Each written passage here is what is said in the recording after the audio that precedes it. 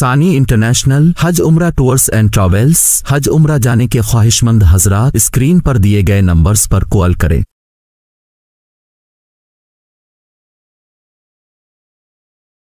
السلام علیکم ورحمۃ اللہ وبرکاتہ۔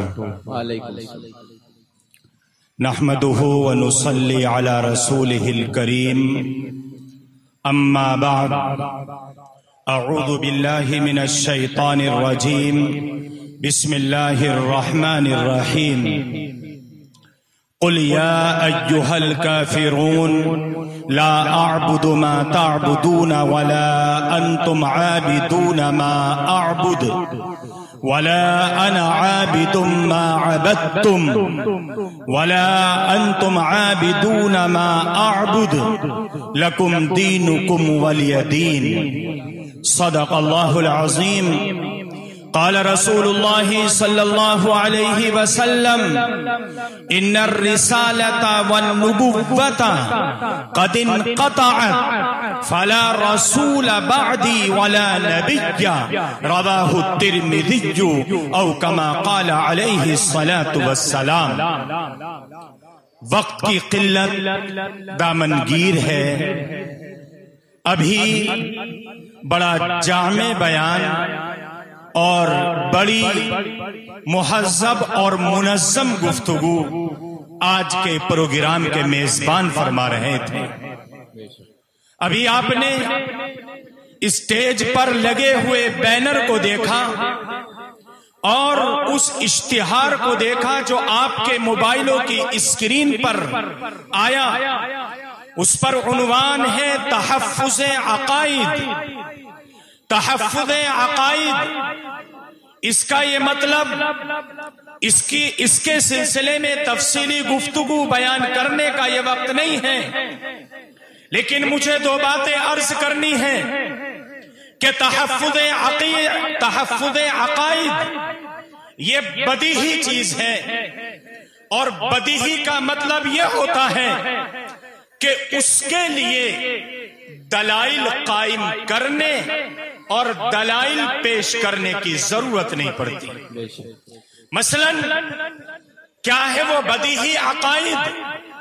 بدیہی عقائد یہ ہے اللہ تبارک و تعالیٰ کو ایک ماننا، قرآن کریم کو برحق ماننا، رسول اللہ صلی اللہ علیہ وسلم کی ختم نبوت پر ایمان لانا، نمازوں کو فرض جاننا، نمازوں کی تعداد کو فرض جاننا، ان کی رکعتوں کی تعداد کو فرض جاننا، قیامت کو برحق ماننا، یہ سب چیزیں بدیہی چیز ہے اور ان کے لیے دلائل کی ضرورت نہیں ہے۔ ہر ایک آدمی کو ان پر ایمان رکھنا فرض ہے۔ اب آپ کہیں گے کہ اس تحفظ عقائد کانفرنس کی کیا ضرورت ہے؟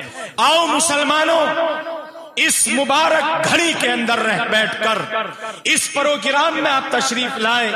آپ کو میں بتانا چاہتا ہوں کہ اس عقیدے پر جو میرا اور آپ کا مضبوط عقیدہ ہے کہ اللہ تبارک و تعالیٰ کی ذات ایک ہے، وہی مالک الملک ہے، وہی یعلم ما یلج فی الارض وما یخرج منها وما ینزل من السماء وما یعرج فیہا، کہ اگر کوئی مصداق ہے وہ رب ذوالجلال کی کائنات ہے۔ لیکن ابھی مفتی صاحب نے اجمالی طور پر اشارے دیے۔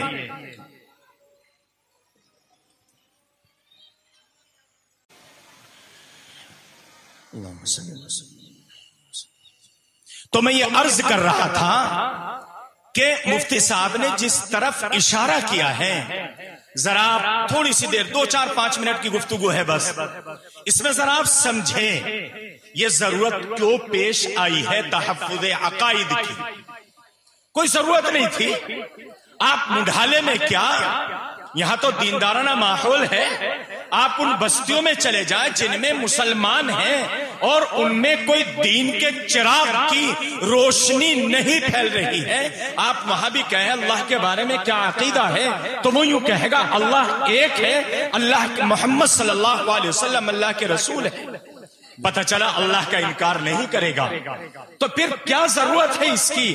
آؤ میں بتاتا ہوں مسلمانوں، ایک چھوٹا سا واقعہ ذکر کرتا ہوں، کس طریقے سے ہمارے ذہنوں کو ڈیمیج کیا جا رہا ہے، کس طریقے سے ہمارے ذہنوں کو شکوک و شبہات میں ڈالا جا رہا ہے۔ ہمارا عقیدہ ہے کہ انسان مرنے کے بعد اللہ تبارک و تعالی قیامت کے بعد زندہ کریں گے دوبارہ، لیکن قیامت آنے سے پہلے انسان مرنے کے بعد قبر میں دفنا دیا گیا، اس کے بعد وہ انسان اپنی روح کے ساتھ، اپنے جسم کے ساتھ وہ باہر نہیں آ سکتا۔ ظاہر سی بات ہے، ایک آدمی مر چکا، دوبارہ اپنی روح کے ساتھ، اپنے جسم کے ساتھ وہ باہر آئے نہیں ہو سکتا۔ یہ ہے اللہ کی سنت اور اللہ کا طریقہ۔ ذرا اندازہ لگائے، حملہ دیکھیے آپ، ایک طرف یہ عقیدہ بیان کرتا ہے بیان کرنے والا، دوسری طرف کہتا ہے کہ رسول اللہ صلی اللہ علیہ وسلم کو معراج ہوئی، اس معراج میں آقا علیہ الصلوۃ والتسلیم نے مسجد اقصی میں تمام نبیوں کی امامت فرمائی۔ اس سے پتہ چلتا ہے کہ آپ تمام نبیوں کے امام ہیں۔ اب ذرا بتائیں کہ آقا علیہ الصلوۃ والتسلیم تو سب سے بعد میں تشریف لائے، تو 1,24,000 انبیاء اپنی اپنی قبروں سے نکل کر مسجد اقصی میں کیسے پہنچے؟ آپ کہہ چکے ابھی کہ انسان اپنے جسم کے ساتھ دوبارہ نہیں آ سکتا، یہ آپ کا عقیدہ ہے۔ تو جب آپ کا یہ عقیدہ ہے تو پھر مسجد اقصی میں 1,24,000 انبیاء کیوں کر آ رہے ہیں؟ اب آپ مجھے بتائیں آپ کیا کہیں گے؟ آپ کا دماغ مشکوک ہو جائے گا کہ بات تو ٹھیک ہے، آپ کو کہنا پڑے گا کہ یا تو یہ بات جھوٹی ہے کہ آدمی اپنے جسم کے ساتھ، روح کے ساتھ دوبارہ نہیں آ سکتا، یا پھر نبی کریم صلی اللہ علیہ وسلم نے جو امامت فرمائی ہے وہ امامت خواب میں فرمائی ہے، آپ جسم اطہر کے ساتھ میں آپ نے امامت نہیں فرمائی۔ یہ ہے وہ حملہ جو حملہ کیا جا رہا ہے۔